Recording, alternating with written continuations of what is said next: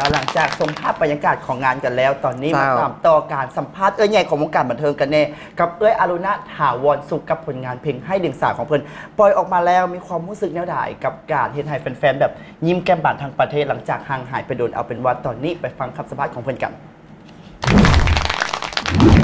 สบายดี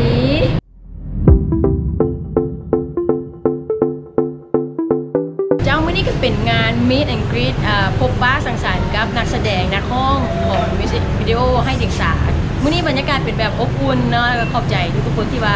ร่วมทรงเล่นกิจกรรมคือท้ายว่าถ้วยว่าตอนท้ายของ MV นี่จะเป็นจังไดมาเกี่ยวกับ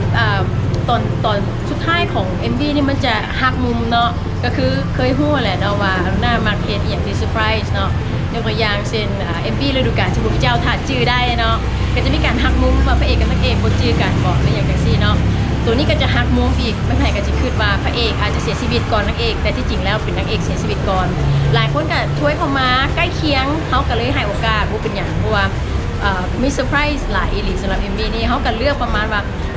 ใกล้เคียงแล้วก็ถือนำมาเจ้า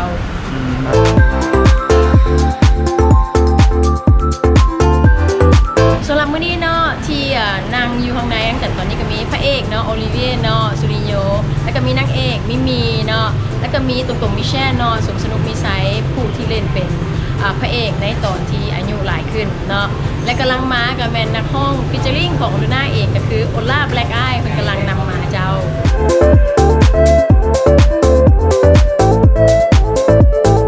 อยากบอกว่าเกี่ยวกับโปรเจกต์นี้เนาะลูน่านี่ได้ทำใจไว้แล้วว่าเขาไม่ได้คาดหวังอย่างเลยเพราะว่าเขารู้สึกว่าเป็นโปรเจกต์ที่ท้าทายหลายถ้าใครได้นำให้เดียงสาตั้งแต่ทำอีจะรู้ว่าเป็นการท้าทายของไอโตโต้โกสินเนาะที่ว่าให้กรุณามาเขียนเกี่ยวกับคอนเซปต์ทำมาให้เดียงสาให้เป็นเพลงให้แล้วภายใน3 อาทิตย์เนาะสิ่งที่เขาดีใจที่สุดก็คือเขาเห็นแล้วภายใน3 อาทิตย์ตามที่เป็นท่าเขาไว้แต่ก็ไม่ได้คาดหวังอย่างเลยว่าผลตอบรับจะหลายขนาดนี้เพราะว่าเนื้อในจากความที่เขาเขียนในเพลงนี้มันแตกต่างจากสิ่งที่เขาเคยเห็นมาในอดีตเนาะซึ่งที่ผ่านมาเขาก็เขียนเกี่ยวกับเรื่องความรักเรื่องชีวิตทั่วไปเนาะแต่ว่าล่าสุดให้เด็กสาวแมนเขาได้นำคำสั่งสอนของพระพุทธเจ้าเนาะรักธรรมเข้ามาในเพลงให้เด็กสาวซึ่งก็ได้ศิลปินน้องๆหลายๆคนที่เขามาซอยว่าจะเป็นซักเซลบอดเจียแปซิฟิกบอดลิปาตายอากาจีจี้มูฮาของข้าพเจ้าเองตุ๊กเรดลอนและก็มีอานิต้าที่มาให้ไอเดียและก็ทั้งแฟนคลับหลายๆคนที่ว่าได้ส่งไอเดียเข้ามาว่าเขามาให้เดียงสาไปว่าอย่างนะเขาก็เลยบอกว่าภูมิใจดีใจที่ว่าหลายคนได้เปิดฮับเกี่ยวกับคอนเซปต์เขามาให้เดียงสาไปว่าจังไหนแท้และก็ได้มาฮอดที่มื้อนี้ที่ว่าเกินคาด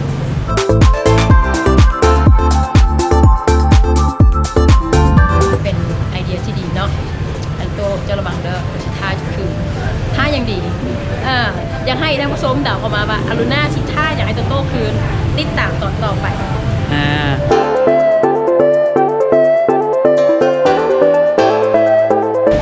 ที่จริงโอลิเวียเนาะซูริโญนี่เคยร่วมงานน้ำกันตั้งแต่7 ปีหลังเนาะ2012ถ้าไผ่ยังจือได้กับเพลงไฮโซ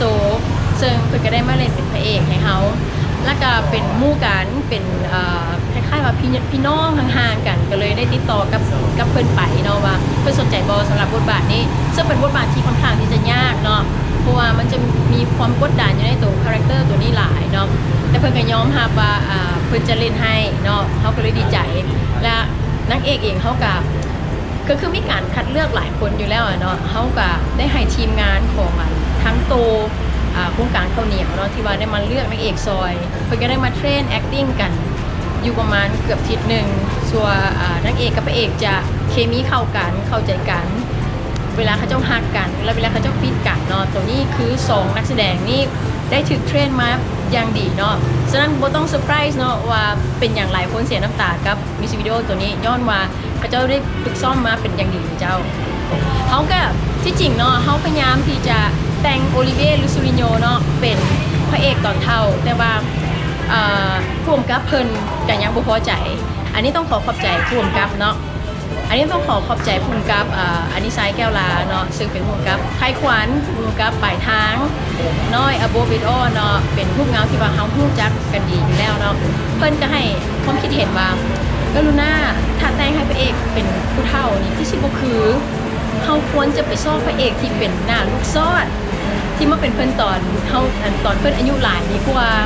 เขาก็คือบอกว่าสิเอาไผ่นะเพื่อนกันแนะนำว่าน่าจะเป็นตัวมิชชั่นสมสนุกมีไซส์ซึ่ง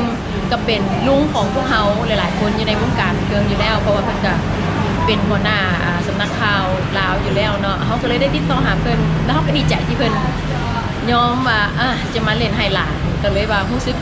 ดีใจและขอบใจทุกคนที่มาได้ร่วมงานกับโปรเจกต์นี้เจ้าโดยแล้วรู้สึกว่ากล่องท้ายนี่จะเป็นกล่องท้ายใหญ่ปันหนังเลยเป็นบอสเลยแม่นแล้วเพราะว่าทีมเฮ็ดหนังมาสร้างให้เนาะทีมลาวนิวเวฟต้องขอบใจลาวนิวเวฟอีกข้อมหนึ่งที่ว่าได้มาเห็นให้เนื้อในใจความถึงมาบทสตอรี่ไลน์ทั้งทุกอย่างเนาะแมนอลูน่าเป็นคนเขียนขึ้นแต่ว่าทีมงานลาวนิวเวฟโดยเฉพาะอันนี้ไซเนาะผู้กำกับได้มาซอยเชฟให้มันมีความซึ้งมันมีอรรถรสมันมีความตกตื่นใจเซอร์ไพรส์อย่างหลายๆอย่างเข้ามาหลายๆอย่างมาซอยกันก็ต้องขอขอบใจทั้งลาวนิวเวฟเจ้าสุดท้ายนี่ขอฝากถึงแฟนๆที่ติดตามผลงานเราหน้าอยู่ขอขอบใจอย่างสุดซึ้งสำหรับโปรเจกต์นี้ที่ว่าเป็นบาทเก้า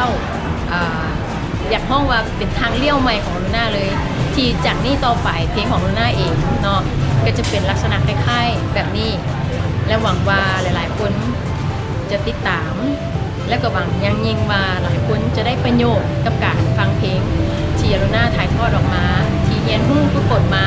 แล้วได้มาแชร์นำทุกคนขอขอบใจเจ้าขอบใจในไลน์ นั่นก็เป็นคำสัมภาษณ์ของอรุณาถาวรสุขที่เขานำมาฝากกันงานนี่บธรรมดาเกี่ยวมีภาค 2เด้อเนาะดังนั้นไผ่ที่เอิ้นว่าประทับใจกับภาคนี้แล้วก็สามารถติดตามได้เพราะว่ากล่องนี้ที่เพิ่นยกไปทานเนี่ยเป็นกล่องใหญ่แบบเป็นท้ายมุกเงาเลยได้แม่นแล้วเพราะว่าเห็นอันนี้ใส่แก้วลาพร้อมแม่ที่เพิ่นไปได้มาเบิ่งให้เบิ่งสากเบิ่งกับให้อีกแม่นแล้ว